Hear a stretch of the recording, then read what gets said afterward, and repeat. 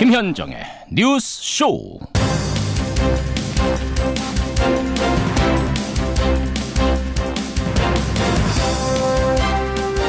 오늘 오후 2시 10분입니다. 서울중앙지법 417호 대법정. 박근혜 전 대통령의 국정농단에 대한 1심 선고가 내려집니다. 오늘은요, 구속된 지 354일, 우리 국민들이 촛불을 든 지 525일째 되는 날입니다.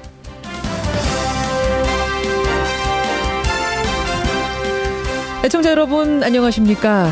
오늘 1심 선고로 국정농단의 1라운드는 끝이 납니다. 뇌물죄를 비롯해서 법적인 혐의는 18개죠. 하지만 그거 말고도 대통령으로서 국민을 섬기기로 했던 서약을 저버린 죄, 그로 인해서 수많은 국민들이 추운 겨울날 촛불을 들어야 했고요. 울분을 토하게 한 죄, 이런 죄들이 어쩌면 더 무거울지도 모르겠습니다. 현직에서 탄핵된 대통령이 법정에서 선고를 받는 우리나라 역사상 초유의 일. 교과서에 기록될 역사적인 날 맞습니다. 그런데요, 이런 역사라면 부디 더 이상은 반복되지 않길 바라면서 오늘 김현정의 뉴스쇼 특집으로 준비했습니다. 출발합니다. 서울중앙지법 형사합의 22부는 오늘 오후 2시 10분 박근혜 전 대통령에 대한 선고 공판을 엽니다. 내가 이러려고 대통령을 했나 하는 자괴감이 들 정도로 괴롭기만 합니다. 예, 박근혜 전 대통령에 대한 1심 선고 오늘 오후 2시 10분에 있습니다. 한 4시경에 이 결과가 나올 것으로 보이고요. 잘 아시다시피 4대의 카메라로 생중계가 됩니다. 인터넷과 TV로. 쟁점이 상당히 많죠. 오늘 첫 순서는요, 권영철 선임 기자와 함께 오늘 우리가 주목해야 될 관전 포인트는 어떤 부분인지, 그리고 오늘 와이뉴스로 박근혜 전 대통령은 정말로 최순실 씨에게 속은 걸까?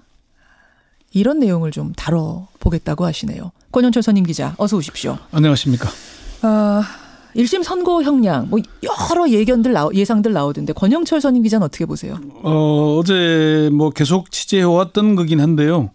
많은 사람들, 법조인들을 중심으로 확인을 해보니까 25년 전후가 되지 않을까. 25년 전후? 최저 형량이 20년에서 최대 30년까지 나올 거라는 얘기들이 많았는데. 그렇게 예상하는 근거는 뭘로 들던가요? 이미 최순실 씨는 검찰이 25년을 구형했는데 1심에서 20년이 선고가 됐죠. 18개 혐의 중 16개가 유죄가 됐는데 이미 박 전 대통령도 15개 혐의가 유죄가 18개 중에 돼 있습니다. 그렇죠. 이미. 그렇죠. 다른 재판에서. 다른 재판들에서 이미 최순실 씨와 관련된 11개 혐의가 유죄가 됐고요. 나머지 또 문화계 블랙리스트, 문체부 공무원 강제 인사 조치 등 4개 혐의도 다른 재판에서 유죄로 인정이 됐죠. 그렇기 때문에 중형을 피하기는 어려워 보입니다. 그래서 아마 대략 25년 전후로 이렇게 예상이 나오네요. 박근혜 전 대통령의 혐의가 최순실 씨보다 당연히 무거운 거죠? 당연히 무거운데 이제 이런 초기에 관여됐던 관계자들, 이름은 금명하지 않겠습니다만 얘기를 들어보니까 최악은 최순실 씨와 같은 20년이 선고되거나 그거보다 낮은 형이 선고될 경우가 오히려 더 나쁠 거다. 그런 예측을 하는 법조인도 있어요. 최순실 씨보다 더 낮을 것이다. 그냥 농담으로 한 얘기가 아니고. 어떻게 그게 가능합니까? 실제 이득을 최순실 씨가 구했고 박 전 대통령이 이용을 당한 측면 그렇게 본다면 그런 것도 있기 때문에 그렇게 보자면은 실질적인 대통령은 최순실이었다. 우리가 박관천 경정의 그 보고에서 나온 박관천 경정 그랬죠. 권력서열 대통령 진짜 대통령 최순실, 2위가 정윤회, 3위가 박근혜였다. 그 얘기가 이제 현실로 드러날 수도 있는데 그렇게 하면은 최악이 되지 않겠냐라고 얘기를 하는 사람도 있긴 합니다. 알겠습니다. 검찰이 지금 결심 공판에서 5가지 이유를 들어서 징역 30년을 구형한 거죠? 그렇습니다. 5가지 이유부터 우리가 다시 한번 좀 볼까요? 첫 번째가 김현정 앵커가 얘기했던 헌법 가치 훼손입니다. 검찰이 논고를 통해서 피고인은 주권자인 국민에 의해 대통령으로 선출되었지만 비선실세의 이익을 위하여 국민으로부터 위임받은 대통령의 직무 권한을 사유화함으로써 사유화했다. 국정을 농단하고 헌법 가치를 훼손했다. 예, 예. 국민들의 믿음을 저버린 게 제일 큰 죄죠, 사실은. 그렇죠. 두 번째는 정경유착입니다. 예. 박 피고인이 국민이 아니라 재벌과 유착했다는 것. 검찰이 농고문에서 국내 최고 정치 권력자인 피고인이 매년 안가라는 밀실에서 은밀하게 최고 경제 권력자들을 1대1로 만나 머리를 맞대고 자신과 최순실에게 경제적 이익을 제공할 것을 요구하면서 예. 기업에 도움을 준 정경유착의 전형적인 모습. 피고인 스스로 윈윈하는 자리였다 이런 표현도 했다는 게 아마 농고문에 나와요. 그러면서 그걸 국익이라고 지금 얘기하고 있는 거 아닙니까? 국익을 위한 거였다 결국은. 그렇습니다. 하지만 그건 전형적인 과거로부터의 정경유착 그 모습과 다를 바 없었다. 이 얘기입니다. 그렇죠. 네. 세 번째 이유는요. 민간기업의 사유화입니다. 민간기업. 피고인은 대기업들로 하여금 자신과 최순실이 운영할 재단 설립 자금으로 774억 원을 출연하게 하고 예. 뭐 최순실이 지명한 업체들의 일감과 후원금을 몰아주고 이런 얘기가 나오거든요. 그렇죠. 사실은 미르와 K스포츠 재단 이게 이제 국정농단의 시작이었잖아요. 예, 예. 이 점을 분명히 한 거고요. 네 번째는 문화예술계의 양극화입니다. 이게 문화융성을 3대 국정기조 중에 하나로 천명을 하고서도 문화예술계 종사자들을 블랙리스트, 화이트리스트로 편을 갈라서 예. 양극화를 심화시켰죠. 예, 예. 그리고 다섯 번째는 무책임한 전직 대통령의 자세. 초기에 재임 중에 최순실 씨의 국정 개입에 대한 의혹이 여러 차례 제기됐지 않습니까? 사실은요. 그러니까 우리가 이 국정농단 태블릿 PC가 나오면서 국정농단 촛불 집회 시작이 된 건 2016년이지만 2014년 대정부 질문이었나요? 기억하시는지 모르겠어요. 안민석 의원이 네. 처음으로 최순실이라는 이름을 올립니다. 공개적으로. 이 사람이 누군데 어떻게 이렇게 자신의 딸 승마협회를 좌지우지할 수 있느냐. 이때 한번 등장을 했었어요. 그렇죠. 그때부터 나옵니다. 이래저래 조금씩 나왔는데 맞죠? 그러니까 실제 어제 이제 당시에 핵심 관계자들 다시 리뷰를 해봤거든요. 예, 예. 그 얘기를 합니다. 다들. 최순실의 존재를 알았던 사람은 문고리 3인방이 유일했다. 예, 예. 그나마 눈치를 채고 있었던 사람 정도가 예. 김기춘, 우병우, 안종범 아니었겠냐. 정말 보안이 잘 유지됐고 삼성은 정말 핵심을 짚은 거죠. 나머지는 다 몰랐잖아요. 그렇죠. 그렇게 나왔다는 거. 관리가 잘 됐는데 예, 예. 결국 구멍이 뚫리기 시작했다는 점. 어제 이석수 특별감찰관이 그 얘기를 했습니다. 예. 우병우 문제가 불거졌을 때 박 전 대통령이 바로 경질했더라면은 어떻게 됐을까? 그런 얘기를 하더라고요. 그러네요. 네. 그런 얘기도 우리가 계속 많이 했어요. 네, 국정농단 때 말입니다. 잠시 후에 2부에서는요, 여러분 안민석 의원 연결을 합니다. 예, 안민석 의원의 소회도 좀 들어보고요. 또 한 분은 태블릿 PC가 있었던 그 사무실에 열쇠를 열어준 사람 있죠. 건물 관리인. 예, 노광일 씨라는 분인데 기자에게 이 사람이 그러니까 최순실 씨 건물을 관리하는 관리인이에요. 문을 따주지 않았으면 이 태블릿 PC는 나올 수가 없었습니다. 문을 따줬습니다. 이분이요. 굉장히 의식이 있는 분입니다. 아시죠? 제가 네. 어제 사전 녹음을 했습니다. 예, 사전 녹음을 했는데 이분의 이야기 라디오에서 나오는 거는 이게 처음입니다. 예. 예.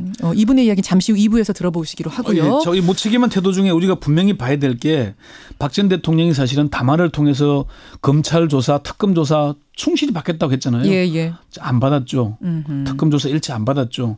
검찰 조사도 미루다가 겨우 받았는데 다 부인으로 일관하고 최순실과 측근들에게 떠넘겼죠. 예. 그리고 지금은 재판 출석조차도 안 하고 있는 겁니다. 예. 그러니까 전직 대통령 헌법에 의해서 선출된 대통령이 법률을 깡그리 무시하고 있는 이 태도가 지금 가장 중요한 겁니다. 예, 알겠습니다. 자, 5가지 이유. 예. 1심 선고의 관전 포인트로 들어가죠. 관전 포인트 뭘 봐야 됩니까? 죄질로 보자면은 뇌물수수가 될 것이고요. 정치적으로 보자면은 헌법 가치 훼손이겠죠. 그렇지만 저는 가장 눈여겨봐야 할 대목은 박근혜 전 대통령이 정말로 최순실에게 쏘갔거나 이용당했을까 하는 이 대목을 저는 주목해야 된다고 봅니다. 박근혜 전 대통령의 주장처럼 정말로 최순실에게 속은 거냐, 정말로 아무 생각 없이 이용당한 거냐, 이 부분. 일단 이 사건이 흐름이 가장 바뀌게 된 결정적 계기는 박 전 대통령이 1차 담화에서 최순실의 존재를 시인하면서부터입니다. 다시 한번 들어보죠. 그 대목 한번 들어보시죠. 최순실 씨는 과거 제가 어려움을 겪을 때 도와준 인연으로 지난 대선 때 주로 연설이나 홍보 등의 분야에서 저의 선거 운동이 국민들에게 어떻게 전달되는지에 대해 개인적인 의견이나 소감을 전달해주는 역할을 하였습니다. 생생하게 기억나실 거예요. 예, 이 담화 이후에 그동안 미적거리고 눈치만 보던 검찰이 특별수사본부를 구성해서 수사에 착수하게 되죠. 예. 그러면서 바로 결정적인 증거들을 압수하기 시작합니다. 박 전 대통령이 최순실 씨의 이권 개입도 시인했어요. 그렇죠. 또 2차 담화에서 스스로 경계의 담장을 낮췄던 게 사실이다라고 인정을 했거든요. 그 부분 잠시 들어보시죠. 예.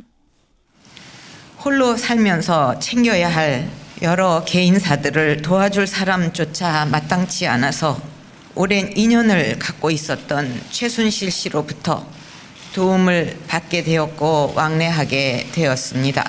제가 가장 힘들었던 시절에 곁을 지켜주었기 때문에 저 스스로 경계의 담장을 낮추었던 것이 사실입니다. 요 담화 다음 날이 2차 촛불 집회인데 그렇죠. 이때가 이제 광화문에 20만 명 이상 인파가 몰리면서 촛불 시민혁명의 맞아요. 사실 본격화되기 시작한 겁니다. 2차 촛불 집회가 어떤 뭐랄까요? 분수령이 됐죠 사실은. 확산되는. 그런데 이제 3차 담화에서는 하야하겠다면서 여야가 일정을 잡아달라고 하고 고개를 숙였는데 예. 탄핵 소추안이 국회에서 의결된 뒤에는 말을 바꾸기 시작했습니다. 어떻게 바꿨죠? 책임을 최순실 씨에게 떠넘기기 시작한 겁니다. 예. 2017년 1월 25일 인터넷 매체인 정규제 TV와의 인터뷰에서 자신은 몰랐다면서 빠져나가려고 합니다. 그 대목도 한번 들어보시죠. 정규제 TV. 네. 몰랐던 일들이 막 나오는 거예요. 예. 뭐 어떤 사익을 어떻게 뭐 취했고 이거는 정말 처음 듣는 얘기거든요. 그래서 딱 잡아떼고 있는 거죠. 예. 그렇지만 실제 검찰 수사와 재판에서 드러난 것은 최순실과 박근혜는 공동 정범이다라는 거죠. 최순실에게 속았다는 말이 나오기 시작한 거는 언제부터죠? 최순실에게 쏘갔다는 말이 나오기 시작한 거는 박 전 대통령이 구속된 직후부터입니다. 박 전 대통령이 이제 구속되고 첫 조사를 받았는데 그때 이제 종편 TV MBN에서 이런 보도를 합니다. 박 전 대통령이 최순실 씨에게 이용당했다, 쏘갔다며 억울하다고 말했다고 알려졌다. 이런 보도를 했고요. 그리고 2018년 1월 25일 중앙일보에 유영하 변호사가 박 전 대통령 대리 인터뷰라고 합니다. 이때도 최순실에게 쏘갔다는 말을 합니다. 뭐라고 했습니까? 유 변호사는 최순실에 대해 박 전 대통령이 몇 번이나 내가 속은 것 같다. 내가 참 많은 걸 몰랐다고 했다. 이런 얘기를 했습니다. 그러니까 최순실이 대통령 앞에서 다소곳했고 심부름도 잘했기 때문에 자기 앞에서 하는 행동과 밖에서 하는 게 완전히 달랐다는 걸 상상도 못했다. 이렇게 얘기했거든요. 그렇죠. 그렇지만 재판부는 속은 거 아니다. 네. 이건 공모다. 그렇죠. 이렇게 보는 거죠. 최순실 씨 재판부와 박 전 대통령의 재판부가 서울중앙지법 형사 22부 똑같죠. 맞습니다. 최순실 씨 1심 재판에서 18개나 되는 최순실 씨의 혐의를 대부분 유죄로 인정을 하면서 특히 미르 K 재단 설립을 해서 기업들로 돈을 받는 과정. 이때도 이제 명백히 공모했다는 부분을 나눕니다. 속아서 아무것도 모르고 이렇게 한 거 아니다. 재판부는 헌법상 부여된 책무를 방기하고 국민에게 부여받은 지위와 권한을 일반인에게 나누어 준 박 대통령과 이를 이용해 사익을 추구한 최 씨에게 국정농단 사건의 주된 책임이 있다라고 판시를 합니다. 그리고 우리가 얼마 전에 봤죠. 세월호 7시간 그 검찰이 기소한 내용을 봤죠. 최순실 씨가 오기만을 기다리면서 침실에서 계속 있었잖아요. 저는 사실은 굉장히 충격적이에요. 굉장히 충격적이었습니다. 그것들이 드러난 게 그러니까 2시 15분에 최순실이 회의하러 등장할 때까지 아무것도 안 하고 있었다는 거. 단 2통의 전화가 닿았다는 것이 어떻게 일반 국민만큼도 판단하지 못했을까? 믿고 싶지 않을 정도입니다. 오죽하면은 많은 사람들이 그때 최순실 씨가 나타나지 않더라면 어떻게 됐겠느냐. 중대본도 안 갔을 거 아니냐. 그때 한 청취자가 문자 주셨잖아요. 그러면 2시 15분 최순실 올 때까지 머리라도 하고 있지. 그렇죠. 그럼 머리 시간이라도 줄이지 않았겠느냐. 중대본 가기 전에. 기막힌 일들이죠. 그 재판부가 이제 그 미르와 K 스포츠재단 설립에 대해서도 분명하게 인정을 합니다. 이게 대통령과 경제수석의 요구가 분명한 설립의 동기다. 라고 명백히 하고요. 그래요. 네네. 그 이재용 삼성전자 부회장. 이 항소심 재판에서도 그 점을 분명히 하고 있습니다. 1심에 비해서 이제 1심에서는 유죄 5년을 선고하고 항소심에서는 집행유예로 풀어줬잖아요. 그러면서도 그 재판에서도 박 전 대통령과 최순실 씨가 공동 정범이라는 걸 명백히 밝히고 있습니다. 그 재판을 봐도. 예, 그래서 두 사람이 공모해서 이재용 부회장으로부터 뇌물을 받았다는 것. 이걸 분명히 하고 있기 때문에 최순실 씨에게 쏘갔다는 박 전 대통령 전 주장은 책임을 벗어나려는 의도이지 실제로 쏘은 건 아니라는 걸 알 수 있습니다. 그러니까 이재용 부회장이 줬다는 뇌물 액수는 사실은 많이 줄었잖아요. 1심에 비해서. 36억을 확 줄였죠. 줄었지만 그래도 최순실 박근혜 공동 정범이라는 사실은 항소심 재판의 핵심은 그 1심에서는 이재용 부회장이 자신의 경영권 승계를 위해서 적극적으로 줬다고 봤고 항소심은 강요해서 줬다라고 바꾼 거죠. 그게 핵심이긴 하지만은 어쨌건 박근혜 최순실이 공동 정범이다. 쏘은 게 아니다. 아직도 많은 사람들은 최순실에게 이용당했다는 사람들이 많습니다. 박 전 대통령이. 그렇게 주장하는 지지자들이 있죠. 검찰의 수사 결과나 재판부의 판결문을 보면은 공동 정범이다. 박 전 대통령이 지시했고 권한을 이용했고 헌법적 권한은 대통령에게 있는 겁니다. 그걸 최순실이 이용했지만은 박 전 대통령이 나서지 않았으면 안 될 일들이었거든요. 그렇죠. 그 점을 분명하게 지적한 겁니다. 청취자 강선엽님, 아직도 무죄라고 주장하는 박근혜 전 대통령, 본인이 마치 일제강점기의 독립투사인 것처럼 행동하고 있다는 생각이 이분은 드셨대요. 서효수님, 최순실 씨보다 형이 적으면 안 됩니다. 국민이 대통령으로 뽑은 사람이 누군데요? 0997님, 최순실 씨보다 10년은 형량이 맞아야 적당하다고 봅니다. 국민과 많아요. 나라에 고통을 준 죄, 무능력한 죄. 이분은 무능력도 죄라고 하셨네요. 그러니까 해야 할 일을 하지 않은 죄, 이게 가장 큰 거죠. 김현숙님, 국정 운영을 마치 동네 부녀회 운영하듯 한 것 같다. 근데 동네 부녀회장들이 이 말씀 들으면 기분 나빠하실 것 같은데요. 그렇죠. 아니 엄청난 사건이 벌어졌는데도 아무 일도 안 하고 있었던 것이 부녀회장님들은 이렇게 안 하셨을 것 같은데. 동네 부녀회에 물난리가 났으면 가만히 앉아 있을 수 있을까요? 여기까지 권영철 선임 기자가 오늘 짚어준 재판의 관전 포인트 고생하셨습니다. 네.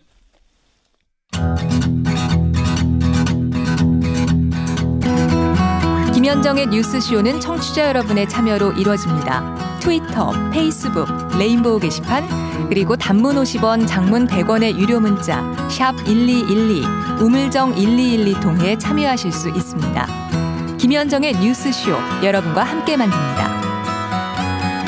김성환의 행간 시사평론가 김성환 씨 나오셨습니다. 어서 오십시오. 네, 안녕하세요. 오늘 행간에서도 이어서 박근혜 전 대통령에 대한 오늘 1심 선고 얘기를 해볼 텐데요. 네.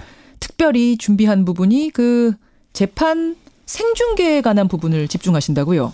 그러니까 이상하죠. 박근혜 전 대통령이 정치재판이라면서 재판을 그동안 보이콧해오지 않았습니까? 예. 그런데 뜬금없이 재판을 생중계하지 말아달라고 요청을 했습니다. 왜 가처분 신청까지 냈는지 많은 분들이 아마 궁금해하실 것 같은데요. 재판 중계하지 말아달라 가처분 신청한 박근혜 전 대통령. 이 뉴스 행간을 좀 한번 살펴볼까 합니다. 중계하지 말아달라 가처분 신청을 했지만 법원이 각하는 했죠. 네, 맞습니다. 생중계는 오늘 예정대로 됩니다. 네. 카메라 4대가 이미 설치돼 있습니다. 좀 약간 헷갈리시는 분들이 있을 것 같은데요. 이 재판은 서울중앙지법 형사합의 22부가 하는 거고요. 최순실 씨도 이 재판부에서 했고요. 가처분 신청은 민사합의 50부가 담당했습니다. 재판부가 각기 달랐다. 그리고 이 재판부가 민사소송의 대상이 될 수 없다 이렇게 각하를 했습니다. 이 전직 대통령이고 국민의 관심이 비상하기 때문에 방송 허가를 정당화할 높은 수준의 공공의 이익이 인정된다. 이런 얘기도 함께 덧붙였습니다. 박근혜 전 대통령 얘기하고 있는 인권보다 국민의 알 권리, 공공의 이익이 더 높다고 판단된다. 네, 맞습니다. 이로써 오늘 오후 2시 10분부터 선고 장면이 TV로 생중계가 되는데요. 이 언론사 카메라는 이 법정 안으로 들어갈 수가 없고요. 법원 측이 설치한 고정형 카메라 4대가 재판 장면을 찍어서 송출을 한다고 합니다. 선고는 아마 오후 4시가 좀 넘어야 이루어질 것으로 보이고요. 이 박 전 대통령은 재판이 나가지 않겠다는 뜻을 계속 분명히 하고 있는 상황이기 때문에 그렇죠. 카메라가 피고인석을 비출지는 모르겠지만 텅 빈 자리가 아마 보여지게 되지 않을까 싶습니다. 그래요. 재판 생중계는 말아달라. 가처분 신청까지 냈다가 각하당한 박 전 대통령. 이 뉴스에도 무슨 행간이 숨어 있습니까? 첫 번째 행간은 무관심한 척하면서 자꾸 눈길 준다입니다. 누가요? 박근혜 전 대통령이요. 우리 그런 경우 있잖아요. 야구 너무 좋아하는 팬이에요. 근데 이래야 돼. 평일날 야구 경기 있다고 생각을 해보세요. 속이 막 타들어가겠죠. 그렇죠. 그렇지만 티는 낼 수가 없잖아요. 예. 관심 없는 척 일하지만 눈은 어디로 가 있어요? TV 보죠. 그러니까요. 박 전 대통령이 딱 그런 경우라는 겁니다.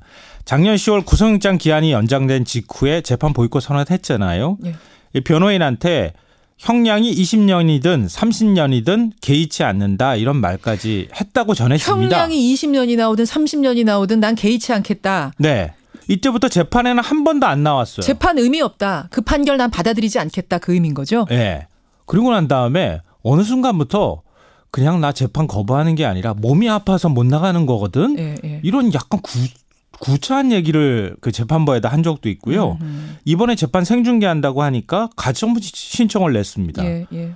아니 재판에 안 나오는 사람이 뭐하러 가처분까지 냅니까? 어차피 안 나올 건데 중계를 하면 뭐 그게 인권침해랑 무슨 상관이냐 그런 말씀이시죠? 이 말이 뭐냐면은요. 박 전 대통령도 인간입니다. 정치보복이다 뭐다 하면서 재판을 거부하고 있지만 자신의 재판 선고가 있는 걸 어떻게 외면할 수가 있겠어요.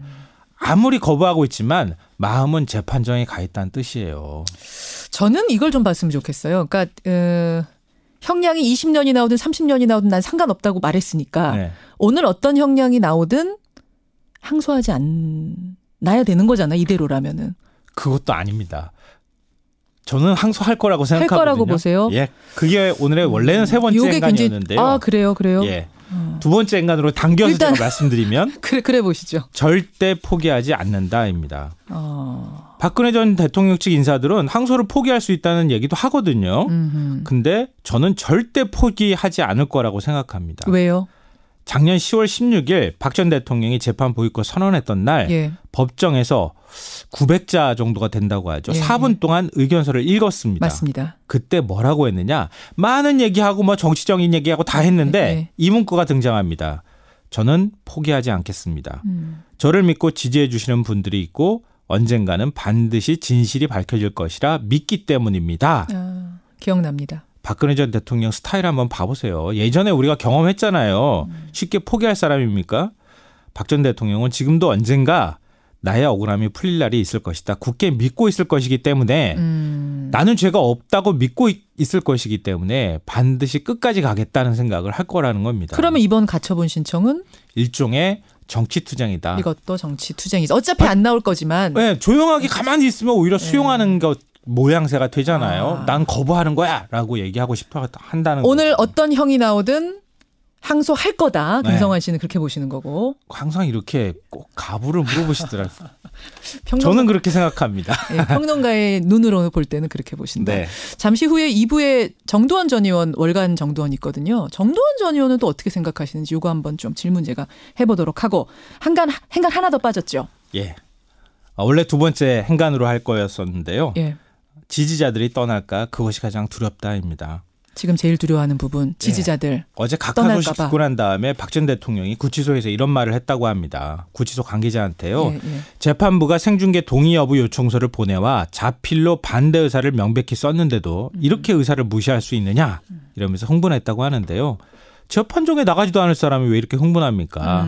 현실 인식이 떨어지거나 선고 장면이 전 국민에게 생중계되는 게 불편하거나 둘 중에 하나일 텐데요. 그렇죠. 저는 생중계될 경우에 지지자들이 이 장면을 볼까 박 전 대통령이 가장 크게 걱정하고 있다고 생각합니다. 왜요? 왜 지지자들이 보면 안 됩니까? 박 전 대통령한테 마지막 남은 희망이 뭡니까? 지지자들? 이른바 태극기 집회예요. 나중에 가서 사면을 받든 뭐 하든 어떤 정치적 타협을 하든 그 무엇에 힘이 될 수 있는 원동력이 될 수 있는 것은 지지자들이라고 믿고 있다는 거예요. 근데 지지자들이 생중계를 보면은 뭐 속속들이 그 내용을 2시간 동안 듣게 되는 것에 대한 두려움? 그럼요. 자신의 혐의와 자신과 관련되는 여러 가지 얘기들이 나오고 그게 생중계로 갔을 때 파괴력은 굉장히 크거든요. 문자로 보는 것과 생중계는 다르기 때문에 이걸 제일 신경 쓰고 있다는 겁니다. 이렇게 보시는군요.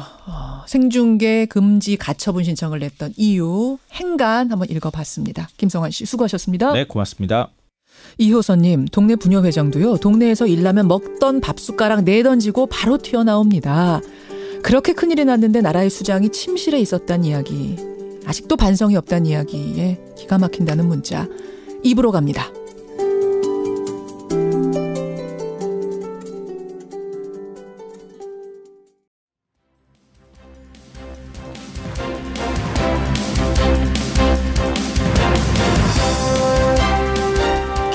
뉴스쇼 2부 출발합니다. 일반 재판에서도 죄인이 죄에 대해서 뉘우침이 없으면 처벌을 무겁게 하죠. 2161님 문자 주셨고요. 생중계하는 부분에 대해서도 많은 분들이 문자 주고 계시고, 현직 대통령이 탄핵당해서 1심 선고가 이루어지는 오늘에 대한 많은 여러분의 느낌들, 소회들 지금 문자로 보내주고 계시는데요. 오늘 2부 첫 순서는 이분들의 소회를 좀 들어보려고 합니다. 먼저 국정농단 사태의 스모킹건이었던 태블릿 PC. 이 태블릿 PC를 세상에 드러나게 한 사람이 있습니다. WK 사무실의 건물관리인 노광일 씨란 분인데요. 이분 K스포츠재단의 노승일 부장 아니고요. 노광일 씨라는 건물관리인, 흔히들 말하는 경비원이시죠. 이분이 그러니까 찾아온 기자한테 문을 따줬으면 그 태블릿 PC는 세상에 절대 나올 수가 없는 거였습니다. 어떻게 그런 결단을 하게 됐는지, 그분이 그 후에 당했던 일들도 참 많거든요. 그럼에도 불구하고 지금 후회하지 않는지 이분의 소회 한번 들어보고요. 또 한 분은 최순실이란 이름을 세상에 처음 공개한 사람, 민주당 안민석 의원입니다. 2014년에 대정부 질문에서 처음 거론을 했어요. 이분의 소회도 한번 확인을 해보죠. 그리고 오늘 월간 정두원 있는 날입니다. 예, 월간 정두원. 예, 오늘 박근혜 전 대통령 심판 얘기뿐만 아니라 지방선거에 관한 얘기까지 두루두루 좀 예측 들어보겠습니다. 그리고 오늘 특집으로 꾸미고 있습니다만 이 소식 하나는 좀 전했으면 좋겠습니다. 어제 하루 종일 화제가 됐던 그 보라카이 섬 전면 폐쇄 이야기. 보라카이 섬에서 연락이 왔어요. 교민들이 꼭 하고 싶은 얘기가 있다. 지금 한국에 전해지고 있는 내용들 중에 오보가 많다라는 얘기를 전해오셔서 이게 무슨 얘기인지 보라카이 한번 연결해 보겠습니다. 50원의 단문 100원의 장문 유료 문자 샵 1212 카톡 레인보우 열어놓고 오늘은 정말 여러분의 의견 많이 들으면서 소개하면서 진행을 하죠.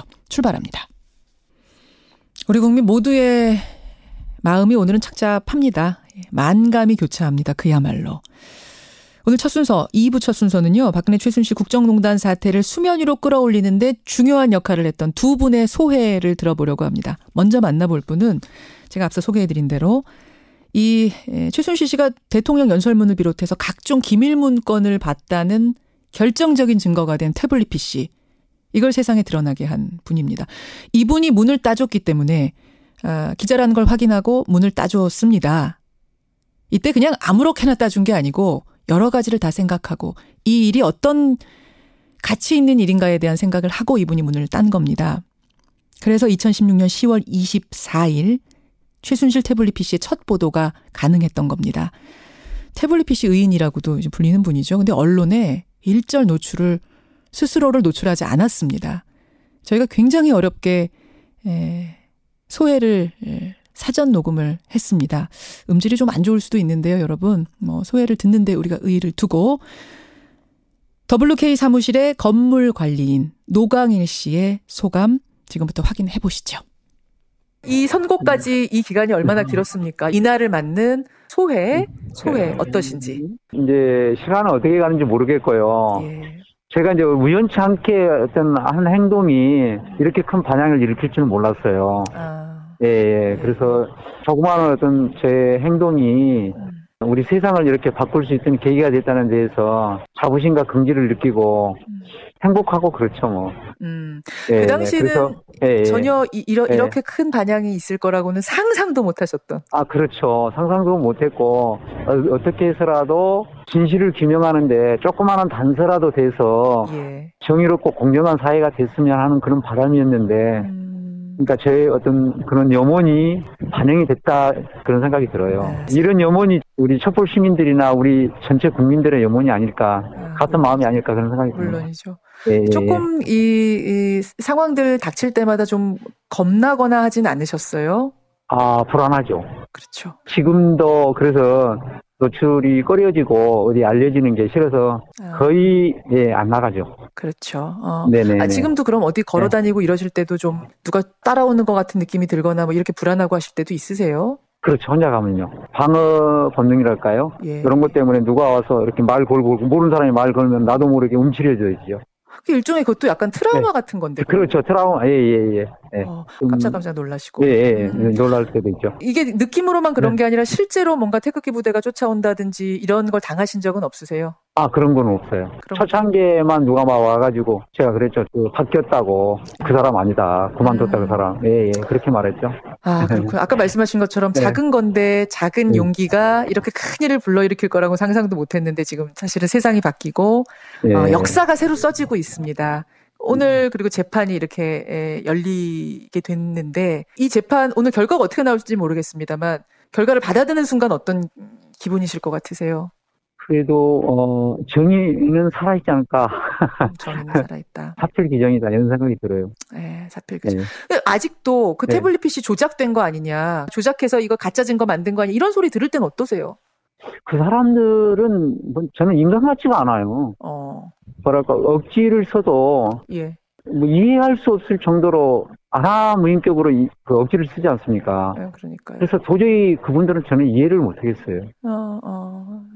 너무 억지를 쓰니까. 그렇죠. 명백한 증거를 자꾸 내보여도 또 아니라고 하고 또 아니라고 하고 답답하시죠. 그래서 항고를 했잖아요, 그 사람들이. 그렇죠. 그런 것도 보면은 속 터지고. 오늘 이제 2시 10분부터 결과가 딱 나오고 나면 뭐 일단락이 나는 겁니다. 어쨌든 일단은. 그러면은 그때부터는 좀 두 다리 뻗고 주무실 수 있을까요? 지금도 항상 행복합니다. 왜냐하면 세상이 이렇게 변할 줄 어떻게 알았습니까? 다행입니다. 다행입니다.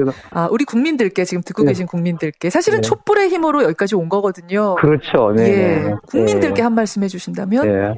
정말 저는 감사드리고 싶어요. 그 어려운 시기에 묵묵히 이겨내면서 연대의 힘으로 우리 세상을 바꿨다는 게 정말 감개무량하고 계속 좋은 세상 만들었으면 좋겠습니다. 소감 들을 수 있어서 정말 저는 힘이 되고요. 저뿐만 아니라 우리 국민들한테 힘이 될 것 같습니다. 옛날엔 뉴스도 안 봤잖아요. 그렇죠. 지금은 뉴스 보면 신나고 얼마나 행복해요. 그래서 혼자 웃기도 하고 울기도 하고 그렇죠. 그러세요. 네네네네. 저는 사실은 그 타블릿 PC를 보고 그렇게 그 용기를 내신 분이 어떤 분일까 되게 궁금했는데 지금 말씀을 나누다 보니까 이런 분이니까 그게 가능했구나 이런 생각이 드네요. 제가 좀 언론에 대해서 제가 관심이 좀 많았어요. 언론이 바로 섰으면 우리 사회가 이렇게 됐겠습니까? 그럼요. 근데 언론이 바로 서면은 나라가 바로 설 수 있잖아요. 근데 언론이 제대로 역할을 못했기 때문에 그래서 제가 이제 대한 언론에 제가 조금씩 이렇게 후원을 해요. 그러시군요. 그럼 선생님 처음 그거 딱 서랍에서 보셨을 때 제가 본 게 아니고요. 우리 JTBC 김필진 기자가 저런 거 있는지도 몰랐죠. 있는지도 몰랐는데 그냥 아까 얘기했지 않습니까? 제가 아무것도 없을 줄 알았죠. 저는 빈 책상인 줄 알았죠. 근데 진실을 규명하는데 조금이라도 도움이 되면 싶어서 그냥 협조한 것뿐이에요. 근데 그게 협조했는데 협조하지만 이게 안 해도 되는 거거든요. 괜히 송사 휘말릴 필요가 없는 건데도 그걸 하셨단 말이에요. 제가 공적인 가치가 더 크다고 판단됐기 때문에 한 거죠. 그리고 다 처음에는 거짓말한 거잖아요. 건물주한테도 거짓말했지. 그렇죠. 최순실 측에도 내가 거짓말했지. 검찰에 가니까 어쩔 수 없잖아요. 다 그 사실대로 얘기 안 할 수가 없더라고요. 그럼요. 그렇게 했죠. 그것 때문에 지금 조금 이렇게 어려움도 당하고 그러시지만 후회는 없으십니까? 다시 똑같은 그 순간으로 돌아간다고 해도 똑같이 행동하시겠습니까? 그럼요. 망설임이 없으시네요. 그럼요. 제가 어떤 불이익을 당하더라도 우리 사회가 바뀌는데 좀이라도 어떤 도움이 된다고 하면 가감해야죠. 감사합니다. 세상 바꾸는데 정말 1조 이상의 일을 하셨고요. 그 용기에 다시 한번 감사드리겠습니다. 근데 누구나 그러지 않겠어요. 그런 위치에 있다고 그러면은. 건강하시고요. 네네네. 오늘 정말 감사합니다. 네, 감사합니다. K스포츠 사무실, K스포츠가 있었던 사무실의 건물 관리인입니다. 노강일 씨라는 분이신데 우리가 흔히 경비원이라고 하는 일을 하시는 분이죠. 이분이 기자가 찾아왔을 때 그 보안키 누르고 건물 사무실 문 따주지 않았다면 그 태블릿 PC는 세상에 절대 나올 수가 없는 분입니다. 근데 이분이 이제 얼떨결에 따준 그런 게 아니에요. 여러분 지금 확인하셨겠지만 상당히 세상에 대해서 의식이 깨어있는 분이었습니다. 올해 환갑이세요. 환갑이신데 한 달에 봉급 140만 원 받는데 그중에 10만 원을 꾸준히 진보 언론들에 기부를 했을 만큼 후원을 했을 만큼 사회에 대해 깨인 분이시더라고요. 그러면서 뉴스쇼의 오랜 애청자시랍니다. 감사합니다. 감사합니다. 제가 인사를 여러 번 했는데요. 뉴스쇼를 들으면서 암울한 시절 버텼다 이런 얘기도 해주셨고 그래서 어디와도 인터뷰하지 않았지만 뉴스쇼에는 오늘만큼은 소회를 밝히고 싶다라고 하면서 어렵게 입을 떼주셨습니다.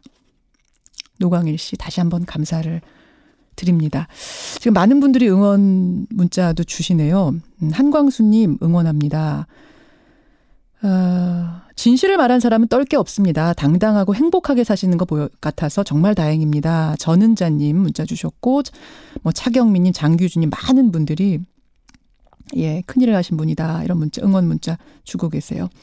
나라를 구한 분입니다. 차경민님도 문자 주고 계시고요. 고맙습니다라는 문자 3865님 외에 많은 분들이 문자 주십니다. 음질은 좀 안 좋았죠 여러분. 이해를 해 주시고요. 자, 다음 만날 분은 이분입니다. 안민석 의원. 왜 안민석 의원을 저희가 선택했느냐. 안민석 의원은요. 국정농단 이 태블릿 PC가 나오고 우리가 촛불을 들고 국정농단이 세상에 드러나기 한 2년 전에 이미 최순실이란 이름을 처음으로 세상에 선보였다고 해야 되나요? 뭐라고 해야 되나요? 내놓은 분입니다. 예. 안민석 의원이 뭐 이렇게 큰일이 있을 거라고 생각했을 거 같지는 않습니다. 이 정도로 상상했을 것 같지는 않습니다만 어쨌든 최순실이라는 사람 때문에 승마협회가 쑥대밭이 되고 있다는 내용을 교육부 차관에게 따져 물었습니다. 안민석 의원의 오늘 소감 한번 들어보도록 하죠. 예, 더불어민주당 안민석 의원님 나와 계세요. 네, 안민석 의원입니다. 예, 굵직굵직한 고비를 우리가 많이 넘겼습니다만 오늘 아침의 소회는 좀 더 남다르실 것 같아요. 어떠세요? 네, 먼저 이제 촛불로 세상을 바꾸신 국민들께 감사드리고요. 예. 이게 아직 끝나지 않은 전쟁입니다. 많이 아쉽죠. 여전히 진실이 반의 반 정도 밝혀졌을까요? 특히 은닉 재산은 지금 전혀 손도 못 대고 있지 않습니까? 그래서 저는 지금 소회를 말하기에는 이르고 아직 끝나지 않은 전쟁이다라는 그런 말씀으로 제 소회를 대신하겠습니다. 반의 반이라고 표현하셨어요. 이 무기농단이 다루지지 않았다는 것은 참 아쉽고요. 무기라고 하면은 그러니까 뭐 군수비리 같은 거. 저는 최순실 씨의 국정농단 핵심은 이제 돈 때문이라고 보는데요. 예. 과연 무기에 손을 대지 않았을까 최순실 씨가? 대정부 질문에서 2014년 4월이었어요. 대정부 질문에서 공주승마 특혜 의혹 처음 제기하실 때만 해도 이렇게 어마어마한 일들이 뒤에 펼쳐지고 있을 거라고는 안 의원도 짐작 못하셨을 것 같아요. 14년 4월 8일 날 최순실 정유라를 세상 밖으로 처음 꺼냈고요. 예. 그 당시에도 화면 자료를 보니까 국정농단이라는 표현을 제가 썼더라고요. 그때도 쓰셨어요? 네, 그렇더라고요. 네, 그리고 국무총리에게 이 국정농단을 국정조사를 해야 된다. 라고 제가 표현을 했더라고요. 그런데 왜 이것이 묻혔는가? 딱 일주일 후인 4월 16일 날 세월호가 침몰되지 않습니까? 세월호 침몰과 동시에 최순실 정유라도 침몰되었어요. 저는 참 이상한 느낌을 받았어요. 그리고 저는 그 이후에 세월호 아이들과 천일을 제 나름대로 최순실 국정농단을 추적을 했었거든요. 제 나름대로 힘들고 또 외롭고 두려웠던 순간을 세월호 아이들이 지켜줬다고 생각을 합니다. 좀 운명적인 시간이 아니었나 그런 생각을 합니다. 지난 4년 돌아보면 네. 그래요. 어쨌든 오늘 박근혜 전 대통령에 대한 법원 선고가 내려집니다. 지금 반의 반도 못 밝힌 것 같다라고 말씀하셨는데 근데 이마저도 지금 박근혜 전 대통령 측은 받아들이지 않고 있어요. 재판에도 계속 출석 안 하더니 오늘 선고 날도 출석 안 할 것 같고요. 생중계 결정 났는데 이것도 부당하다면서 가처분 신청, 일부 금지 요구하는 가처분 신청을 하기도 했습니다. 물론 법원에서 각하가 되긴 했습니다만 어떻게 바라보세요? 이 국정농단 이게 참 말도 안 되고 이제 국민을 우습게 보는 이 통치자의 처사 있지 않습니까? 국정농단만큼이나 이 재판 그분은 국민을 우습게 보는 처사라고 보는 건데요. TV 생중계를 금지 요구했잖아요. 이거 역시도 국민의 알 권리를 방해하겠다는 것이거든요. 박근혜 대통령이 정상적인 사고라면 오늘 1심 선고하는 날에서는 본인이 직접 나와서 국민들께 죄송하다는 말을 해야 된다고 생각합니다. 정상적인 사고라면 적어도 오늘은 나와야 된다. 그동안 재판 못 나왔더라도. 그게 정상적이지 않겠습니까? 그리고 국민을 두려워하는 그런 전 대통령의 처신이지 않겠습니까? 적어도 오늘은 나와야 된다. 오늘은 나와야 된다. 맞는 말씀. 근데 나오지 않겠죠. 안 나올 것 국민들을 같아요. 우습게 하니까. 제가 봐도 오늘은 안 나올 것 같습니다. 지금 생중계에 대해서 이렇게 반발하고 있는 상황에서 나올 것 같지가 않은데 그렇다면 얼마나 선고가 내려질까? 일단 검찰의 구형은 징역 30년이었습니다. 최순실 씨는 20년 선고받았습니다. 벌금 180억 원 받았고요. 박근혜 전 대통령은 어느 정도로 예상하세요?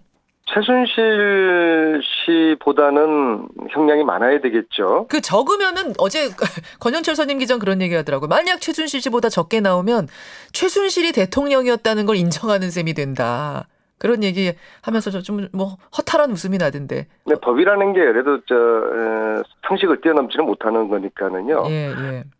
그런데 저는 박근혜 전 대통령의 재판 거부도 형량에 영향을 미칠 것이라고 보거든요. 아, 재판 거부도. 네, 그래서 오히려 어쩌면은 구형보다 더 높게 나올 수도 있다. 보통은 판사에게 이제 괘씸죄로 걸리면은 더 많은 형이 선고되지 않습니까? 그래서 만약에 재판 거부를 참작을 해서 구형보다 더 높게 나올 가능성도 있다고 봅니다. 구형 30년보다 더 높게 나올 가능성도 있다. 이게 안 되는 일은 아니지만 사실상 흔한 일은 아니잖아요. 근데 이게 지금 뇌물죄가요. 만약에 제가 1억 뇌물을 받으면은 감옥을 10년을 삽니다. 지금 거의 1000억 가까운 뇌물이지 않습니까? 그렇죠. 그러니까 애초에 이게 무기징역도 가능했던 정도의 범죄 행위거든요. 그러니까 기존의 구형량 플러스 재판 거부 이것까지 한다고 그러면은 우선적으로 최순실 형량보다는 결코 낮게 나올 수가 없는 것이죠. 낮게 나오려고 해도 나올 수 없다. 또 괘씸죄에 걸렸기 때문에 구형을 뛰어넘을 수도 있다. 이런 말씀. 아까 오늘 1심 선고 내려진 뒤에도 풀어야 될 과제 무기농단 말씀하셨어요. 무기농단. 네. 사실 이 얘기는 처음 나온 얘기는 아니고 그 국정농단 국면에서도 안민석 의원이 뉴스쇼 출연하셔서 여러 번 얘기를 하셨었어요. 네. 근데 더 이상은 밝혀지지 않았단 말입니다. 이거는 안 밝힌 거라고 보세요. 밝히려고 했는데 아무것도 안 나온 건 아닙니까? 아니 둘 다라고 봅니다. 그러니까 애초에 이제 특검의 수사 대상 리스트가 15가지였지 않습니까? 무기 관련된 수사 이거는 15가지 포함되지 않아서요. 특검이 수사를 못했고요.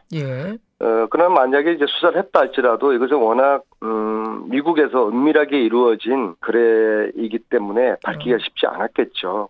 이거는 합리적인 의심인 거죠. 그걸 뛰어넘는 어떤 단서도 쥐고 계시는 건 아니고요. 저는 이제 이 의문의 시작점을 김관진 씨가 2009년부터 가족들과 함께 미국 워싱턴에서 체류를 했을 때 누군가가 김관진 가족을 후원을 했거든요. 국내에서는 체제 비용이 가지 않았을 거라고 보고요. 미국 내에서 누군가로부터 후원을 받았을 가능성을 저는 의심을 하거든요. 이것도 제보 받으신 게 있으신 거예요? 아니면은 당시 제보를 받았죠. 당시에 김관진 씨 미국 체류 그 내용을 잘 알고 있었던 군 내부의 예비역 장성께서 아마 무기회사로부터 무기회사로 관련된 돈으로 체류했다. 스폰서를 받았습니다. 확실합니다. 그런 제보를 저에게 주었죠.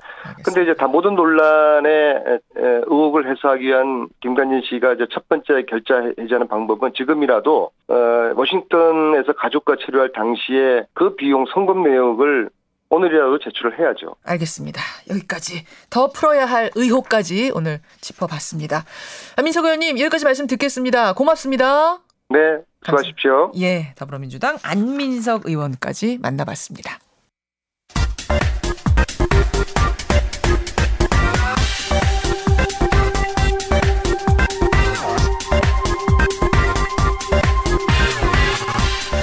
방송만 나갔다 하면 화제가 되는 시간이죠. 뉴스쇼의 주력 코너입니다. 우리 정치 한 달 앞을 내다봅니다. 월간 정두원. 오늘도 정두원 전 의원 나오셨어요. 어서 오십시오. 네, 안녕하세요.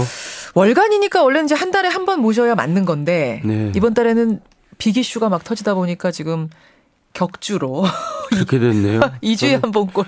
세월이 하도 빨리 가서 일주일이 하루보다 더 빠른 것 같아요. 한 달 된 줄 아셨어요 지금? 네. 근데 격주도 괜찮으시죠? 아니 뭐 불러주시면 뭐 좋죠. 청취자들 반응은 지금 주간으로 좀 바꿔달라 이런 요구가 사실 많이 나오고 있는 중인데. 그럼 이제 바닥이 드러나서 이제 안 돼요. 월간 정두원. 그나저나 이게 세월이 이렇게 빠르다고 느끼는 게 빅 이슈가 정말 많아요. 늘 그래요. 늘 그래요. 그러니까 우리나라는 정치를 욕하고 정치에 관심 없다 그러면서 실은 정치에 관심 많아요. 국민들이. 예. 술자석에 가면 다 정치 얘기죠 뭐. 다른 나라는 이 정도 아닙니까? 뭐 다른 나라 안 가봐서 모르는데 우리나라는 없다고 하면서 많다 이거죠. 오늘의 가장 큰 뉴스는 박근혜 전 대통령 1심 선고. 어떻게 보세요? 뭐 25년에서 30년 사이들을 제일 많이 예상하시던데. 글쎄 이거는 하느님만 아는 거죠. 그리고 제가 법정에 서봤기 때문에 아는데 판사가 하느님이에요. 판사 마음이에요. 그러니까 이게 무슨 굉장히 뭐 이렇게 따져보는데 제가 볼 때는 그렇게 따져볼 일은 아니고 판사 그날 분위기에 따라서 이렇게 몇 년이 왔다 갔다 하더라고요. 그래요? 예. 아니 다 이거 증거가 몇백 페이지 몇천 페이지가 되는데 그거보다도 분위기가 그렇게 중요합니까? 아니 당해 본 사람들은 다 그렇게 얘기해요. 판사가 하나님이다? 네. 그냥 하는 처분에 맡기는 거죠. 결과가 나오면 박근혜 전 대통령 측이 순순히 받아들일 것인가? 아니죠. 아니겠죠. 당연히 항소하겠죠. 지금 재판도 거부하고 있는데 뭐 받아들이겠어요. 지금 생중계 거부한 거에 대해서는 어떻게 보세요? 생중계 당연히 거부하죠. 재판도 거부하는데. 그리고 생중계는 저도 사실 개인적으로는 좀 반대예요. 그러세요? 공공의 이익이라는데 공공의 이익이 아니라 호기심에 맞추는 거죠. 그리고 어차피 나오지도 않는 건데 판결문 쭉 2시간 동안 그 지루한 걸 누가 이렇게 듣고 이렇게 쉽겠어요. 그렇지만 이게 워낙 우리 역사의 역사적인 사건이고 그런 의미에서는 국민들이 그 재판 과정을 볼 권리도 있는 것 아니냐. 알 권리도 있는 거 아니냐. 그 재판 과정을 결국 언론에서 다 요약해서 보도를 하고 또 신문 같은 경우는 다 원문을 다 내보낼 텐데 보면 되지 꼭 생중계를 해야 된다는 이유가 그러니까 이게 역사상 처음 있는 일이라는 거 아니에요. 그렇죠. 1심을 하는 건 처음입니다. 그러니까 좀 정치적인 판단인 것 같은데요, 재판부가. 그렇게 보세요. 요거는 저랑은 좀 의견은 갈라지신. 저는 어차피 뭐 보도를 요약해서 하게 되겠지만 국민들이 그 전 과정을 볼 권리가 있다라고 저는 뭔데 이건 다른 사건이 아니니까 워낙 역사적인 사건이니까. 이거는 좀 저도 개인적인 생각이에요. 그래요. 여러분은 어떻게 생각하십니까? 그건 좀 보내주시고 여하튼 결과는 나옵니다. 뭐 생중계를 하든 안 하든. 그러면 당연히 항소 갈 거다. 대법원까지도 갈 수밖에 없는 거죠. 이건. 당연히 항소를 안 할 수도 있을 텐데요. 재판을 거부하는데. 그러니까 항소를 하면은 검찰이 할 수도 있죠. 검찰이 하고 저쪽에서 안 할 수도 있다. 예. 재판 거부하는데 항소한다는 건 재판에 적극적으로 관여한다는 건데. 그렇게 또 해석이 되네요. 박근혜 전 대통령 측에는 이렇게 되나 저렇게 되나 뭐 어차피 이건 정치 재판이다 이런 입장인 거니까. 그러니까요. 오히려 검찰이 이거 부족합니다 형량 그러면서 항소할 수 있다. 네. 가능한 시나리오네요. 그러면 한국당의 경우에는 어떤 스탠스를 취할 거라고 보세요? 어떤 태도? 한국당도 이제 입장 애매하게 나올 거예요. 그냥 간단하게 타치하고 넘어가겠죠. 이미 불리하다는 거는 자기네들이 잘 아니까. 지방선거에도 뭐 좋을 게 없다는 걸 그쪽 손 들어서. 지지자 결집에는 도움 되는 거 아니에요? 지지자들이 결집은 이미 지금 선거판에 반영이 돼 있고요. 지지자들만 이제 굉장히 뭐 적극적으로 반발하겠죠. 근데 나머지 지금 우리나라는 보수가 괴멸된 게 아니라 보수당이 괴멸된 거거든요. 보수 정당이 괴멸됐다. 그러니까 지금 소위 말해서 이제 건전한 그냥 보수들은 이제 투표를 안 합니다. 지금 자유한국당 뭐 바른미래당 다 희망이 없다고 보고 그래서 이번 선거는 투표율이 가장 낮은 선거가 될 것 같아요. 투표율이 가장 낮은 선거가 너무 단언하시는 거 아니에요 지금? 아니 그거는 뭐 저는 확신하는데요. 확신하세요? 합리적 보수들이 찍을 땅이 없다고 생각할 것이다. 바른미래당이 사실 그분들 노리고 태어난 당인데 충족하지 못하고 있다고 생각하세요? 바른미래당 지금 거의 뭐 한 자릿수밖에 안 되잖아요. 지지율이. 그러니까 그게 안 되고 있는 거죠. 아니 안철수 전 대표가 그래도 이번에는 뭐 간 보지 않고 망설이지 않고 그냥 나 출마하겠다 하고 출마 선언해버렸는데요. 서울시장. 이 정도면은 좀 그래도 움직이는 거 아닙니까? 바른미래당? 그것마저도 안 했으면 안철수는 이제 끝나는 건데요. 이번 지방선거를 계기로. 근데 그나마 이제 책임지는 자세를 보였으니 좀 다행인데 아니 안철수 지사가 의미가 있다면 안철수 지사라. 안철수 대표가 벌써 그냥 지사도 아니고 지금 시장 출마했는데 지사를 아직도 정치권에 의미가 있다면 바른미래당의 지지율이 그렇게 나오지 않겠죠. 그러니까 서울시장 선거에서도 그렇게 크게 이렇게 저는 열세라고 보는데요. 근데 이제 꼭 선거에서 이기는 게 능사는 아니에요. 그래요. 그러니까 노무현 전 대통령도 맨날 지는 선거 했잖아요. 맞습니다. 링컨도 중앙무대에서 선거라고는 딱 한 번 이겼거든요. 그러니까 의미 있게 지는 것도 사실은 본인한테는 좀 의미가 있는 거죠. 그럼 지금 결과는 몰라요. 우리 결과는 아무도 모릅니다만 설사 패한다고 하더라도 지금 안철수 인재영입 위원장으로서는 최선의 선택이다. 나가는 것이. 지금 인재영입 하다가 도저히 안 되니까 자기를 영입한 건데 하여간 제가 볼 때 열세지만은 의미 있는 열세가 될 수 있어요. 서울시장 선거 얘기로 좀 먼저 좀 넘어와 버려서 지방선거 얘기 서울시장 얘기부터 좀 풀어보죠. 네. 바른미래당 안철수 인재영입 위원장 정두원 전 의원 의견에 따르면 스스로를 영입하면서 출마 선언했고요. 네. 한국당은 김문수 전 경기지사가 뭐 거의 확정적입니다. 내일 아마 확정 도장 찍을 것 같아요. 네. 민주당은 지금 3명이 뭐 3파전하고 있습니다. 박원순, 우상호, 박영선. 누가 될지 모르지만 지지율상으로는 현직 박원순 시장이 앞서가고 있고. 누가 제일 유력합니까? 민주당이요? 뭐 민주당도 그렇고 전체적으로. 민주당은 박원순이 유리하죠. 왜냐하면 현직 프리미엄 때문에 그런 건데 이를테면 이런 겁니다. 박원순이 계속 하는 게 좋냐 바뀌는 게 좋냐 그럼 다 바뀌는 게 좋다고 대답할 겁니다. 여론조사를 하면 시민들이. 왜요? 항상 시민들은 좀 새로운 걸 찾으니까? 인기 있는 시장은 아니에요. 근데 또 박원순, 박영선, 우상호 그럼 누구 할래? 그럼 또 박원순 한다 그럽니다. 그만큼 제 1강 이야기고요. 이제 이를테면 이제 결선 투표를 한다 해도 예를 들면 우상호 의원이 뭐 예를 들어 양보를 한다. 그런다고 그 표가 박영선한테 갑니까? 그래서 저는 박원순이 될 거라고 보고요. 유력하다고 보시고. 또 저 김문수 경기지사는 이제 큰일 날 뻔했죠. 자유한국당이. 왜요? 왜냐하면 시장 후보도 못 낼 뻔했는데 그나마 나와주셔서 고맙지만은 김문수 지사는 지금 걱정이 태산일 겁니다. 왜요? 왜냐하면 돈이 없거든요. 이분이 워낙 정치를 깨끗하게 한 분이라서 제가 잘 알아요. 돈이 없어요. 잘 아는 사이세요? 네, 무슨 돈으로 선거를 치를지 제가 걱정이 되는데. 아니 뭐 개인 돈이 그렇게 많이 필요합니까? 요새 선거 치를 때도? 최소한 30억 이상은 들어가야죠. 자기 돈이? 그래서 이제 대출을 받아야 되는데 이제 은행 쪽에서도 금융기관 쪽에서도 계산을 하거든요. 저 사람이 표를 얼마나 받을까. 대출도 안 해줄 겁니다. 대출도. 그러니까 이제 결국 택시 타고 다니면서 뭐 선거운동 해야 될 것 같은데 구색 맞추기로 나온 거라고 봐야죠. 그럼에도 불구하고 그럼 왜 받아들인 거예요? 김문수 전 지사는. 그냥 노는이. 근데 김문수 지사는 정말 옛날에는 지금 야권의 개혁의 아이콘이었는데 지금 거의 뭐 극우 인사로 지금 실망한 사람들이 너무 많아서 그렇게 표는 못 얻을 겁니다. 표는 많이 못 얻을 거다. 네. 그 김문수 전 지사를 뭐 본인은 지금 노는이 나왔다 그러셨지만 당 쪽에서는 왜 선택했을까? 일각에서는 일부러 버리려는 카드를 골라서 쓴 거 아니냐. 왜냐하면 나중에 바른미래당하고 연대하면서 그냥 밀어주려고. 뭐 본인한테는 되게 기분 나쁜 얘기겠지만 그런 가능성도 없지는 않을 거예요. 저는 막판에 연대 얘기가 강하게 나올 겁니다. 나올 거라고 보세요. 저희가 근데 그저께 홍문표 한국당 공천관리위원장하고 인터뷰했거든요. 제가 이 얘기를 질문하니까 홍 위원장은 크게 화를 냈습니다. 무슨 말이냐. 단일화 없다. 끝까지 간다. 이러셨는데요. 말들은 그렇게 하죠. 근데 이제 선거라는 거는 이제 만약에 안철수 지사가 선전한다면 안철수 자꾸 지사라 그러네. 저도 또 이러네요. 지사 아닙니다. 시장 후보입니다.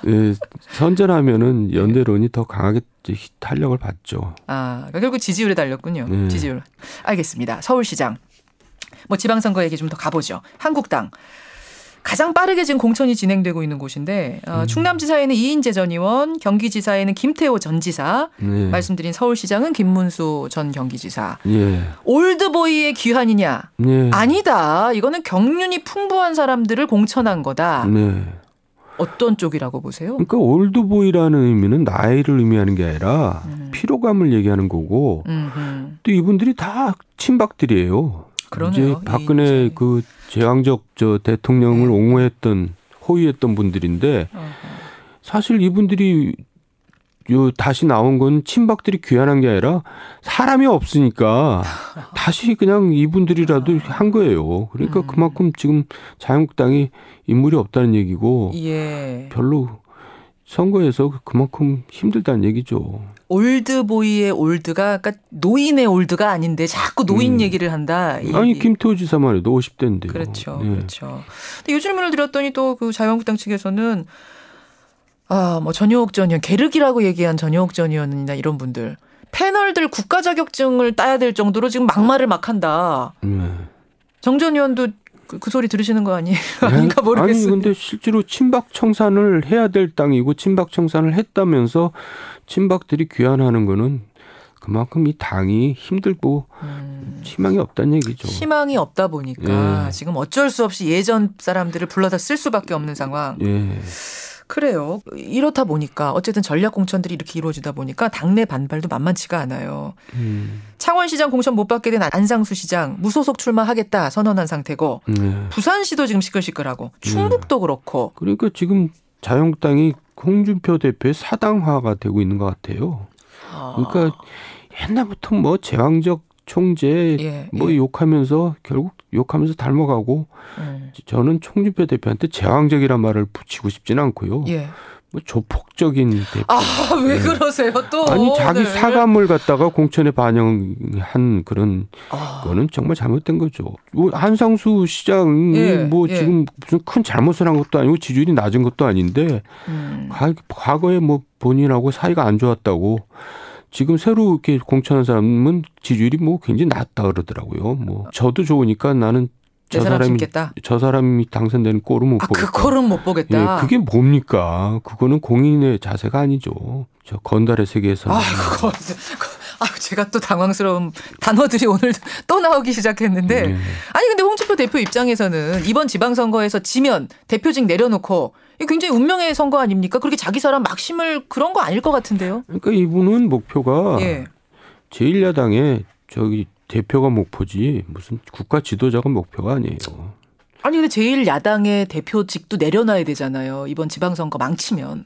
이제 그걸 자기가 모르고 있죠. 이제 지금은 뭐 이러고 있지만 선거가 끝나면 당 분위기가 확 바뀔 겁니다. 이제 국회의원들이 지금 공동묘지처럼 조용히 있잖아요.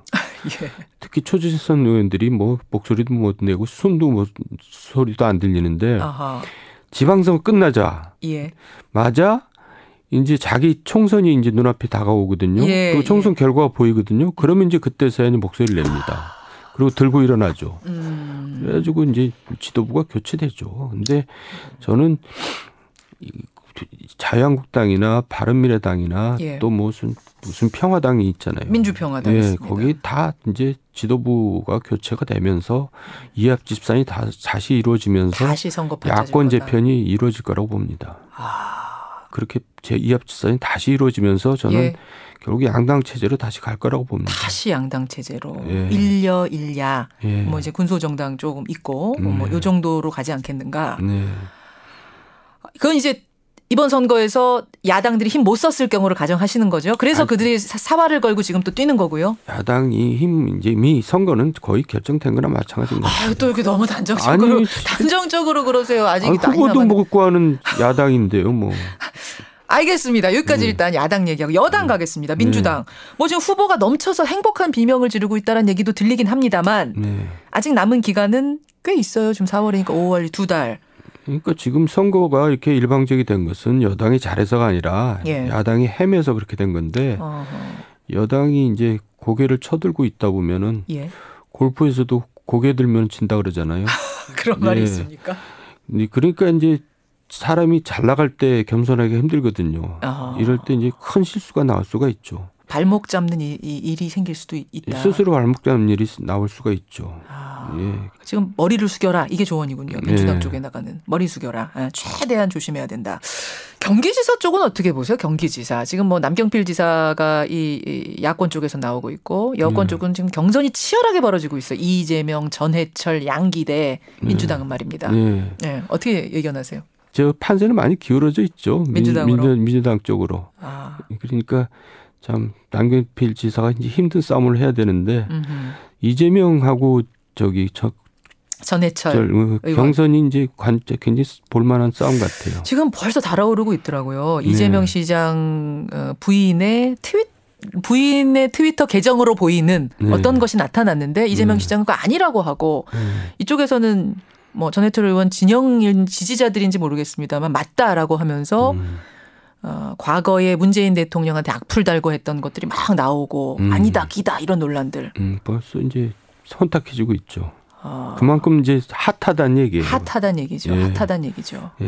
예. 그 핫한 것이 득이 될 수도 있고 독이 될 수도 있다. 득보다 독이 되겠죠. 너무 그렇게 네거티브로 나가면은. 예, 뭐 거기는 저희가 인터뷰를 준비하고 있습니다. 양쪽 전해철, 이재명 이 두 분도 접촉하고 있으니까 그 당사자들의 얘기 좀 듣기로 하고 민주평화당 얘기를 마지막으로 좀 해볼까요? 민주평화당 박지원 의원 같은 경우. 당장 결정을 해야 돼. 총선이 문제가 아니고 이분은 지금 전남지사 선거 나가겠다라고 출마 얘기까지 해놓은 상태인데 민주평화당과 정의당이 공동교섭단체를 꾸리면서 딱 20석이 됐습니다. 딱 20석. 박지원 의원이 의원직 던지고 전남지사 가게 되면 20석이 무너져요. 이러다 보니까 출마를 해야 되느냐 말아야 되느냐 정의당은 그게 평화당 믿습니다. 우리랑 공동교섭단체 하기로 해놓고 그거 깨지 않을 거라는 거 믿습니다. 뭐 이렇게 얘기하고 있고. 어떻게 해야 돼요? 아니 박지원 의원은 얼마나 영민한 분인데 절대 저 지방선거 안 나가죠. 절대 안 나간다고요? 예, 가능성이 전혀 없는데 그 누가 아니 전남지사에 왜 가능성이 가능성 없어요. 본인도 알아요. 그 정도 모를 뿐이 아니에요. 그러니까 그런 건 지금 걱정할 일이 아니에요. 아까 자동으로 안 나가게 돼 있다? 예, 지금 뭐 본인이 전혀 의사가 없는데 무슨 걱정이에요. 그렇게 보세요. 공동교섭단체 그래서 안 깨질 거 알고 두 당이 다 지금 추진한 거다. 그럼요. 이미 박지원 의원 의사 다 타진한 거다. 그러니까 본인이 저 지도부에게 이름하겠다 그 얘기는 안 나가겠다는 얘기랑 똑같은 거죠. 안 나가는 게 아니라 못 나가는 거죠. 그분은 다 이미 워낙 이쪽으로 밝으신 분이니까. 그러니까 본인들은 다 자기가 여론조사 해봅니다. 그럼 이제 자기가 알죠. 알겠습니다. 박지원 의원도 뭐 인터뷰 자주 나오시니까 조만간 본인의 의사를 저희가 인터뷰로 확인을 해보도록 하겠습니다.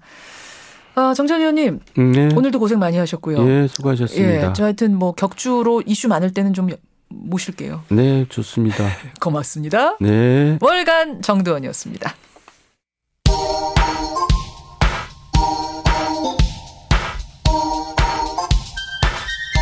김현정의 뉴스쇼 CBS 라디오와 함께하고 계십니다. 저는 퇴근길 시사자키 정관용입니다.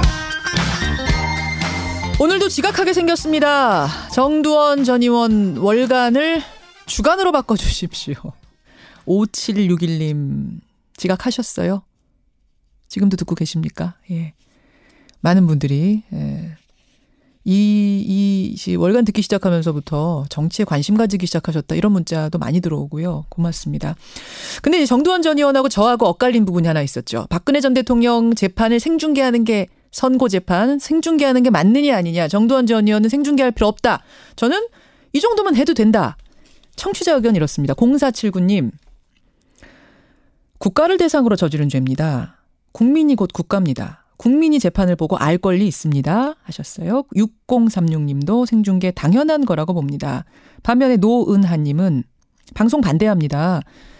일명 태극기 부대라고 불리는 박근혜 전 대통령 지지자들을 자극할 필요가 있을까요? 하셨고요. 3491님 생중계 반대합니다. 지금까지 하지 않던 일을 왜 이 재판에만 해야 되는 건지 모르겠다. 하셨어요. 반면에 김종등님. 당연히 이번 재판 생중계는 공익적 가치가 크지요. 김미연님, 생중계에서 교육의 표본으로 삼아야 재발 방지할 수 있습니다. 반면 박 교수님은 혐의가 확정되기 전까지는 무죄 추정 원칙이잖아요. 그래서 예외는 없어야 된다고 본다. 이런 반대. 전반적인 건 항상 여러분들이 발표해달라고 하시죠. 전반적으로는 찬성이 더 많이 왔습니다. 네, 고맙습니다.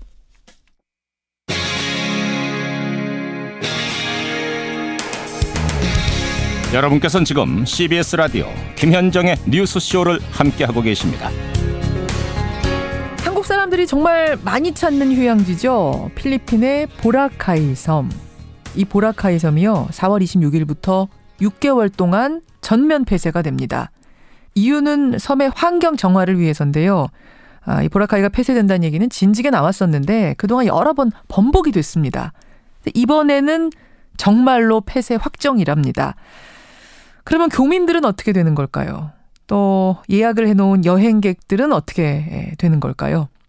보라카이 섬에서 현지 가이드를 한 지 8년 되신 분이세요. 송진주 씨 현지 연결해 보겠습니다. 송 선생님 안녕하세요.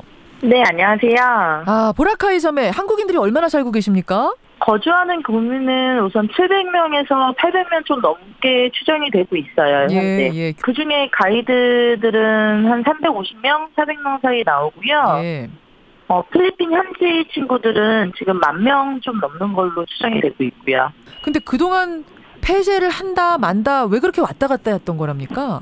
필리핀이 중앙정부 사인과 지방정부 사인에 동시에 허가가 딱 떨어져야지 폐쇄 결정이 나는 건데요. 우선 지방정부랑 조율이 아직 정확히 안 된 상태였는데요. 그저께 밤에 대통령 승인이 떨어지면서 합의하에 지금 발표가 난 거예요. 그저께 저녁에. 중앙정부, 지방정부가 다 마음이 맞아야 되는데 이번에는 됐으니까 확실한 거군요. 네. 라고 합니다. 근데 저는 보라카이 섬 하면 뭐 신혼여행도 많이 가고 아름다운 휴양지의 대명사처럼 알고 있었는데 두테르테 대통령이 시궁창이라고까지 표현했다는 얘기를 듣고 야, 이게 어떻게 하다 그렇게 됐는가 좀 놀랐어요.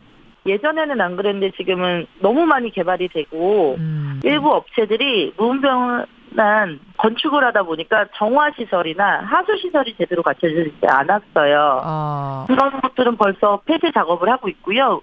영업 정지랑 시설물 다 뜯으라고 얘기를 해서 지금 벌써 철거하고 있는 곳들이 있어요. 제가 이 보도된 사진을 보니까 뭐 아주 시커먼 뭐라고 물 위에 쓰레기가 그냥 둥둥둥둥 떠 있더라고요. 이런 상황이에요?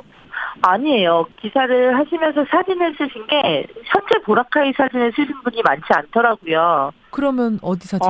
마닐라 빈민촌에 좀 쓰레기가 좀 많이 모여있는 그쪽 비치 사진이랑 그리고 어떤 기자분께서는 발리 바닷속을 캡처를 하셔서 그 사진을 쓰셨더라고요. 필리핀 보라카이 사진이 아니라 발리의 더러운 바닷물 부분을 찍어가지고 그거를 캡처해가지고 그냥 기사랑 같이 실은 경우도 있어요.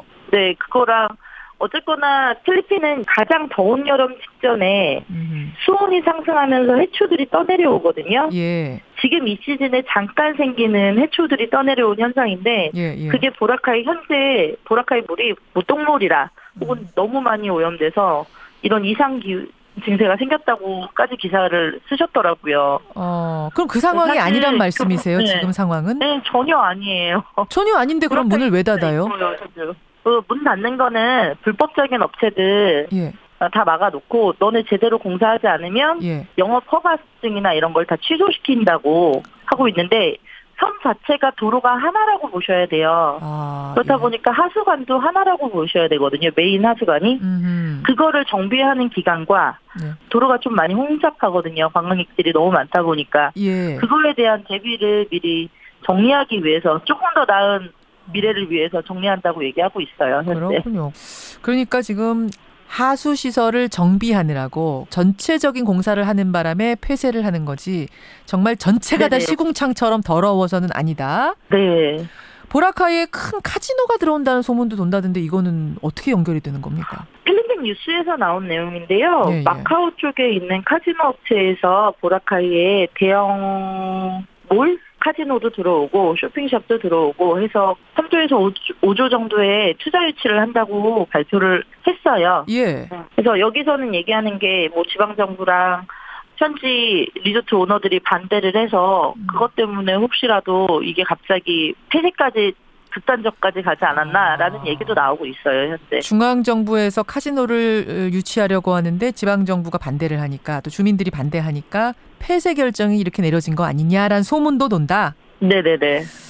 제가 지금 우리 송진주 씨가 보내주신 사진, 송진주 씨 사는 곳 바로 앞에 사진 보고 있거든요. 바닷물이 맑아요, 진짜. 예, 이게 어저께 손님들이 한국으로 가셨거든요. 근데 손님들도 놀라시는 게 자기가 생각했을 때 보라카이는 이렇게 깨끗하지 않았다고. 주변에서도 그 똥물을 왜 너네 가서 노냐? 남이 오줌 싼 물을 왜 너네가 먹고서 노냐? 그런 소리 듣고 왔다고. 정도 얘기하시거든요. 네, 내가 돈 아까워서 왔는데 안 왔으면 후회할 뻔했다고까지 얘기해 주시더라고요. 아무튼 이렇게 지금 폐쇄 결정이 나면서 현지에 계신 교민들, 가이드가 관광 관련된 일을 전문으로 하시는 교민들은 정말 당황하셨겠는데요. 저희는 솔직히 부분 폐쇄 얘기가 더 컸거든요. 그래서 보라카이에서 1년에 벌어들이는 관광 수익이 우리나라 돈으로 1조 1,000억이 넘거든요. 설마 폐쇄를 하겠어? 지금 그저께 발표가 너무 컸던 거죠. 저희한테는. 그럴 수밖에 너무 충격인 거죠. 그럴 수밖에. 그럼 6개월 동안은 어떻게 직업이 없는 겁니까? 어떻게 사세요? 그냥 다른 나라 가든지 필리핀 다른 지역 가서 일을 하시려고 계획 중이시고 오히려 사업장 하시는 분들이 더 힘든 상황이 됐어요. 사업장이라고 하면 거기서 뭐 기념품 가게를 할 수도 있고 식당을 할 수도 있고 마사지샵을 하신다든지 이런 분들은 월세가 정말 비싸거든요. 보라카이가. 그렇겠어요. 네, 근데 손님은 없고 월세는 나가야 되는 상황이라 심지어 은퇴 생각하고 넘어오신 분들 같은 경우는 지금 큰 고민 중이시죠. 이런 상황이 돼버릴 수도 있으니까. 제일 걱정되는 게 다시 오픈해도 그 사진들이 손님들 입장에서는 계속 아른거리시면 못 오실 것 같아요. 이미지가 아예 각인돼 버릴까 봐. 그 시궁창 이미지가. 네. 저희는 거의 1년 정도는 힘들 거라고 예상하고 있어요. 우리 언론만 탓할 수 없는 게 두테르테 대통령 자체가 지금 보라카이를 시궁창이라고 표현을 했어요. 그러니까요. 보라카이 섬을 6개월 동안 전면 폐쇄하는 아주 이례적인 일이 발생해서 도대체 무슨 일인지 상황 좀 들었고요. 듣고 나니까 우리 교민들 걱정이 되고 또 보라카이 여행 예약해뒀던 분들 상당히 난감한 상황이세요. 네네.